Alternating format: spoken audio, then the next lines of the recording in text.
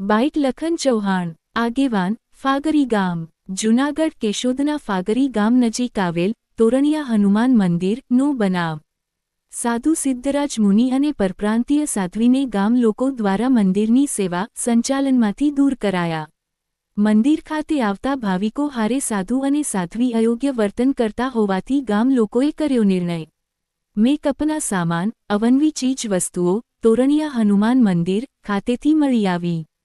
છેલ્લા 1 વર્ષથી વધુ સમયથી બંને સાધુ અને સાધ્વી સંભાળી રહેલ મંદિરની સેવા અને સંચાલન. બંને સાધુ અને સાધ્વીના ખરાબ વર્તનથી સ્થાનિકો બનેલ ત્રસ્ત. હાલ અરુણામુનિ સાધ્વીને સોંપાઈ મંદિરની સેવા અને સંચાલન. પ્રભાસ પાટણના શ્રી મહામંડળેશ્વર સ્વામી બજરંગદાસ બાપુ ઉદાસીન નિર્વાણની પ્રેરણાથી ગામ લોકોએ પૂરું પાડ્યું આ કામ. સંવાદદાતા હરેશ પૂજારા, કેશોદ. રિપોર્ટર બાઇટ લખન ચૌહાણ, આગેવાન, ફાગરી ગામ. જૂનાગઢ કેશોદના ફાગરી ગામ નજીક આવેલ તોરણિયા હનુમાન મંદિરનો બનાવ. સાધુ સિદ્ધરાજ મુનિ અને પરપ્રાંતીય સાધ્વીને ગામ લોકો દ્વારા મંદિરની સેવા સંચાલનમાંથી દૂર કરાયા. મંદિર ખાતે આવતા ભાવિકો હારે સાધુ અને સાધ્વી અયોગ્ય વર્તન કરતા હોવાથી ગામ લોકોએ કર્યો નિર્ણય. મેકઅપના સામાન, અવનવી ચીજ વસ્તુઓ તોરણિયા હનુમાન મંદિર ખાતેથી મળી આવી.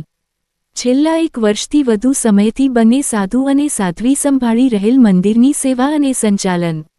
બંને સાધુ અને સાધ્વીના ખરાબ વર્તનથી સ્થાનિકો બનેલ ત્રસ્ત.